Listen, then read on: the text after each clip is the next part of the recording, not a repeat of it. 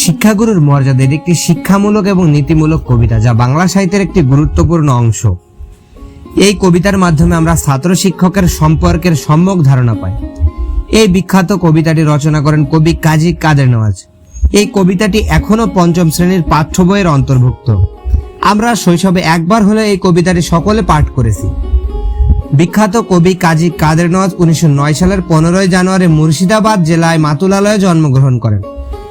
কর্মজীবনে তিনি বিভিন্ন স্থানে থাকলেও কর্মজীবন থেকে অবসর গ্রহণের পর 1966 সাল থেকে তিনি মাগুরা জেলার শ্রীপুর উপজেলার মুজদিয়া গ্রামে স্থায়ীভাবে বসবাস করতে শুরু করেন। এখানেই তিনি 1983 সালের 3রা জানুয়ারি ইন্তেকাল করেন। তার বাড়ির পাশেই তাকে দাফন করা হয়। কালের বিবর্তনে এই বাড়িটির আজ বেহাল দশা। আমি সকলের কাছে অনুরোধ করব যাতে সরকারি এবং স্থানীয়ভাবে এই ঐতিহাসিক স্থাপত্যের দেখাশোনা করা হয়। যদি উদ্যোগ গ্রহণ না করা হয়, কালের বিবর্তনে বাড়িটি হারিয়ে